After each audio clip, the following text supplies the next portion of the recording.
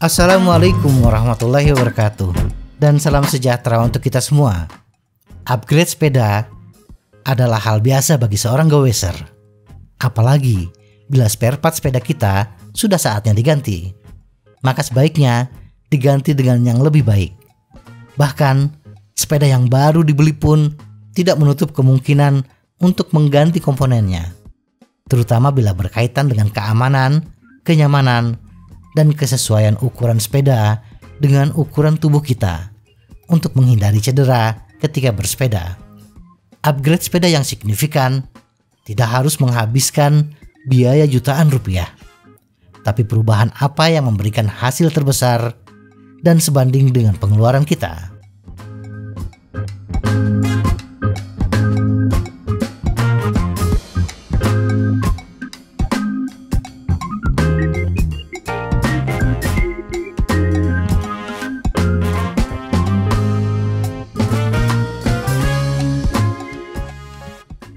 Ban. Pergantian ban sepeda tidak hanya ketika ban lama sudah gundul atau rusak, tetapi sepeda baru pun dengan ban yang baru pula bisa jadi harus diganti. Misalnya, kita membeli sepeda Hayes. Ban yang terpasang adalah WTB Riddler 700x45C. Sedangkan sepeda kebanyakan digunakan di jalan beraspal. Ban WTB Riddler 700x45C adalah ban untuk medan gravel atau bikepacking. Tentu terasa berat bila digunakan sehari-hari menjelajah jalan perkotaan dengan aspal mulus. Maka kita bisa mengganti ban tersebut dengan menggunakan ban jenis hybrid. Misalnya dengan WTB Slick 700x32C. Ban ini lebih cocok dengan kondisi jalan aspal mulus. Atau ketika kita membeli Xtrada 6, ban yang terpasang Entity Spider Bite Tire 27,5 inch x 2,25 inch dengan kembangan rem knob.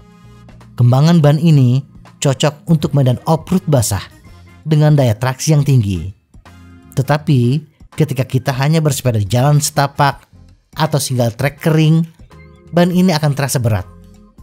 Nah, kita bisa menggantinya dengan ban yang memiliki kembangan micro knob. Ban ini tidak terlalu berat bila bersepeda di medan hardpack. Handlebar dan saddle seringkali diabaikan. Komponen ini dapat memberikan kontribusi yang signifikan terhadap kinerja dan sekali lagi sangat mudah untuk ditingkatkan. Lihat berbagai model handlebar yang tersedia dengan profil, jangkauan, drop, dan lebarnya yang berbeda. Di samping itu, rata-rata sepeda baru hanya dilengkapi dengan hand grip atau bar tape ala kadarnya. Padahal komponen ini sangat penting untuk keselamatan dan kenyamanan kita. Hand grip yang pemasangannya hanya dimasukkan tanpa dikencangkan berisiko lepas ketika kita bersepeda. Di samping cara pemasangannya, perhatikan juga bahannya. Pilih bahan yang kesat, tidak licin ketika terkena keringat. Sadel yang nyaman pada tiang pengaman yang sesuai adalah bagian penting dari kenyamanan dan keamanan. Lebar sadel yang tidak sesuai dengan postur tubuh kita berisiko menimbulkan cedera. Rem. Komponen ini harus menjadi perhatian utama, baik untuk sepeda jalan raya maupun MTB. Rem adalah alat keselamatan bersepeda, khususnya ketika bersepeda di tikungan atau turunan curam. Masih ada sepeda dijual dengan menggunakan rem mekanik.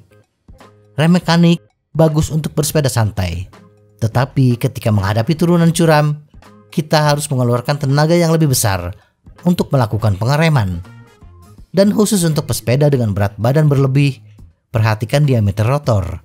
Semakin besar diameter rotor, semakin pakem rem bekerja.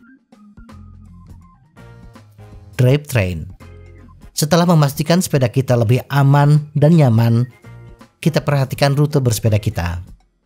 Bila rute bersepeda kita lebih banyak di jalur mendatar dan sedikit tanjakan landai, drivetrain dengan gear range yang sempit dengan low gear inch 24 inch dan high gear inch di atas 100 inch adalah pilihan yang bagus.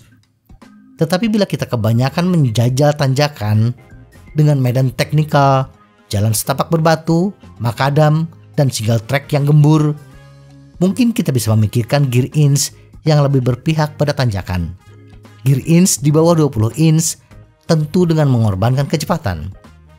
High gear inch cukup di angka 80 inch sudah memadai. Toh setelah kecapean menghajar tanjakan, masa sih masih saja ingin berkeringat ketika di jalan aspal? Atau bila sepeda kita adalah sepeda touring, di mana jalur bersepeda tidak bisa diprediksi, tentu kita membutuhkan gear range yang lebar, low gear inch di bawah 20 inch, dan high gear inch di atas 100 inch.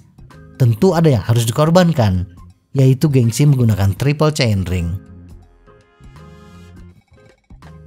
Wheelset.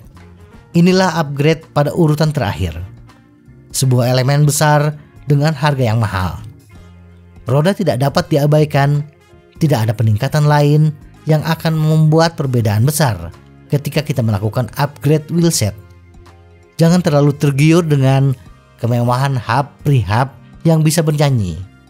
Di samping harganya mahal, tidak ada perbedaan yang signifikan untuk performa bersepeda kita selain suara yang merdu. Fokuslah kepada velg yang sesuai dengan kita atau rencana ke depannya. Bagi yang berbadan besar, perlu dipikirkan mengganti velg dengan yang lebih lebar dan menggunakan jari-jari yang lebih banyak. Akan lebih bagus mengupgrade velg yang siap untuk ban tubeless. Ini untuk jenis sepeda apapun. Bagi pesepeda komuter, ban tubeless sangat penting. Kita tidak ingin berlama-lama di jalan hanya gara-gara ban gembos, sementara di kantor bos sudah menunggu. Dan bagi pesepeda MTB, gembos ban terkadang tidak hanya sekali dalam satu trip. Membawa ban serep banyak tentu merepotkan. Menambal ban bocor di tengah hutan bukan pekerjaan yang menyenangkan. Di samping itu, velg yang lebih lebar menghasilkan ban yang lebih stabil dan lebih cepat. Semoga informasi ini bermanfaat. Tetap sehat, salam goes.